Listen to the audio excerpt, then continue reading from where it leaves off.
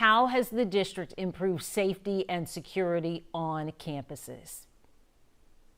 Well, one of the things that we are very fortunate to have with our police department is huge support from our board of trustees and Dr. O'Brien.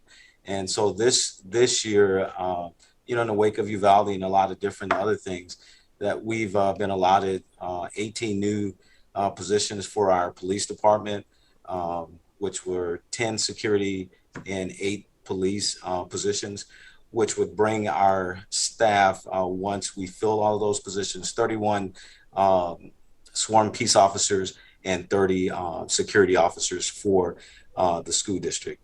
One of the other things that we're doing is making sure that we start focusing more on our situational awareness and truly understanding that this is an effort that's going to, take us to have a kind of a cultural change to where we really focus on security above convenience.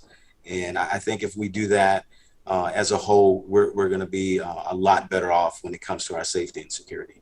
Chief, you talked about adding those new positions for the current staff that you have within the district police office. How many of those officers are assigned to schools? Our current situation that we have is 2 officers that are regularly assigned to our high school campuses for security to high school. Then our junior highs, we have 1 officer, 1 security in place. For our elementary campuses moving forward, as we go into the new year and with the new positions, we're going to have dedicated patrol officers that are specifically focused on our elementary campuses. I see. A lot of people also want to know, what does physical perimeter security look like? Meaning, do you have fencing around your campuses to protect those campuses? I can talk about yes, that. we do. Go ahead, Dr. Bryan. I was just going to say, we've been working on that, Mia, for about the last decade. A decade ago, 1 school out of 32 had fencing around it. Now all of them have fencing, perimeters, secure vestibules, cameras. Chief, you can talk a little bit more about the alarm systems and things of that nature. We have done all that we know to do in regards to bulletproof glazier in the entryways. Chief, you want to chime in?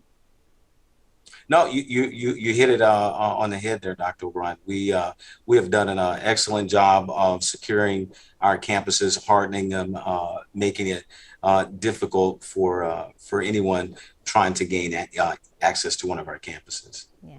And as for those actual school buildings, moving past the fencing, are there locks on all classroom doors? And what's the policy with those door locks? Right now, everyone is kind of focusing on the mandates that TA has put on and again, the accountability to make sure that our students, our staff, and our visitors are safe once they come on the campus. So we've already implemented,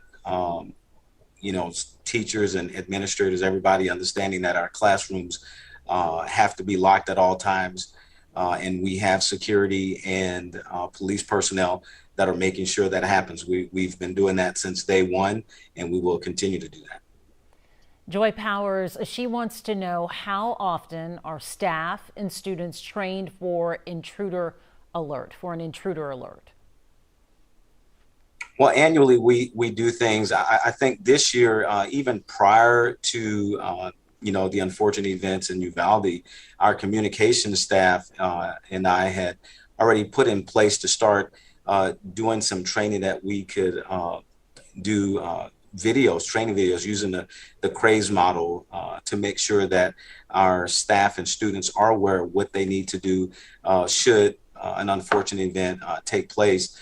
And that's very important because our teachers are going to be our first responders in any incident until the actual first responders get there. So it's important that they're aware of how to perform, what they need to do, and using the CRAZE model with avoid, deny, defend as that hierarchy of action. And so we want to make sure that they get that and that it's regimented so that it's just muscle memory. They're really not thinking about it.